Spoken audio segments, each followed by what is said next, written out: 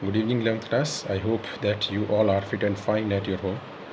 First of all, I want to congratulate all of you that you have completed your board exam. I know that the result is still awaited, but I am sure that you will come up with the flying colors. Again, I congratulate all of you that you have opted for the humanities stream. In the class 10th, I have taught you only two subjects, that is history and political science, but in class 11th I will teach you only political science. So students, in class 11th we have two books for political science. First is Indian Constitution at Work, in which we have 10 chapters, and the second book is of political theory, again 10 chapters. But in class 10th we reach only the upper surface of all the chapters. In class 11th we are now going to grind it. As in political theory, as its name suggests, in this only theoretical parts are there, and in this book we are going to read about the ideas and concept of all the political thinkers in which we have in the political science. The name of chapters: freedom, equality, social justice, rights, citizenship, nationalism, secularism, peace, development. All these are very important chapters in nowadays.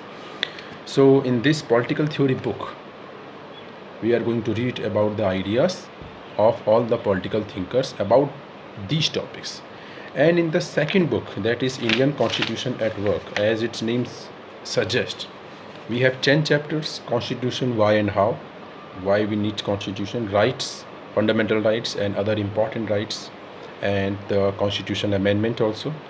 In the third chapter, election and representation, how Indian election process works, what is Indian election process, and all these about. Then in the next chapter about executive, next chapter legislature, judiciary. In the lower classes we have read about executive, legislature and judiciary, but in this 11th class we are going to read furthermore in the vast manner.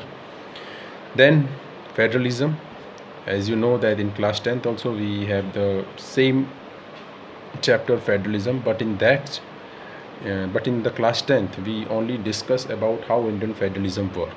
In this chapter, in the class 11th, we are now going to grind it of how Indian federalism works, what are its parts, how it can be repaired, what is constitutional amendment, why it is important, why had India adopted for a federal government, all these questions.